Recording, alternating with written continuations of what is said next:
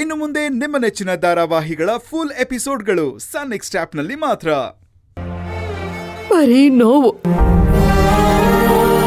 ಅವಳಿಗೆ ಜೊತೆಯಾಗಿ ನಿಲ್ಬೇಕಾಗಿರೋ ಸಮಯದಲ್ಲಿ ಮೂರನೇವ್ರ ಮಾತು ಕೇಳ್ಕೊಂಡು ಅವಳನ್ನ ದೂರ ತಳ್ದೆ. ನೀನ್ ಅವಳ ಜೊತೆ ನಿಲ್ಲಿಲ್ಲ, ಆದ್ರೆ ಅವಳು ನಿನ್ ಜೊತೆ ನಿಲ್ಬೇಕು ಅಂತ ಬಯಸ್ತಿದ್ಯಾ. ಅದ್ ಯಾವ ನ್ಯಾಯನೋ? ದೇವ್ರಂತ ಹೆಂಡತಿ ಕೋಪಕ್ಕೆ ಗುರಿಯಾಗಿದ್ಯಾ.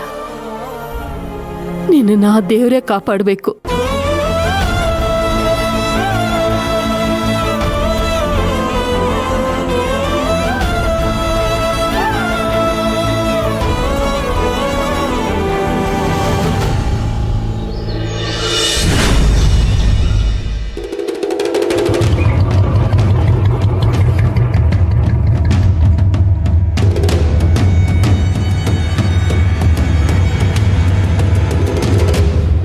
ಬಾರೋ ಶಿವಣ್ಣ, ಇದ್ಯಾಕಪ್ಪ ಈ ಮಳೆಯಲ್ಲಿ ಸ್ಟೇಷನ್ ಹತ್ರ ಕರ್ಕೊಂಬಂದೆ?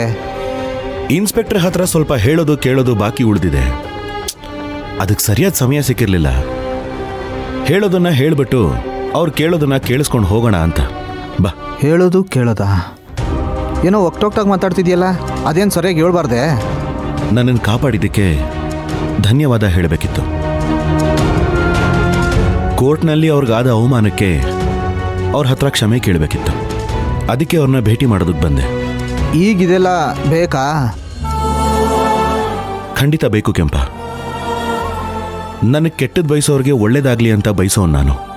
ಅಂಥದ್ರಲ್ಲಿ ಗೊತ್ತಿದ್ದೋ ಗೊತ್ತಿಲ್ಲದೇನೋ ನನಗೆ ಒಳ್ಳೇದು ಮಾಡಿದವ್ರಿಗೆ ನನ್ನಿಂದ ಕೆಟ್ಟದಾಗಿದೆ.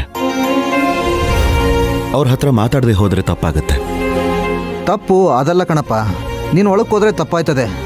ಮೊದಲೇ ಆ ಇನ್ಸ್ಪೆಕ್ಟ್ರ್ ಸರಿ ಇಲ್ಲ, ಅದು ಬೇರೆ ಆ ನಡ್ ಕ್ಲಾಸಿನ ನಂಜಪ್ಪನ. ಅಲ್ಲ, ಆ ನಂಜಪ್ಪವನ್ನ ಒಂಟಿ ಕಾಲ ನಿಲ್ಲಿಸಿ ಪಂಚೆ ಉದುರಿಸಿದಂತೆ ನಾವು ಬೇರೆ ಪಂಚೆ ಲುಂಗಿ ಉಟ್ಕೊ ಬಂದ್ಬಿಟ್ಟಿದ್ದೀವಿ. ಸುಮ್ಮನೆ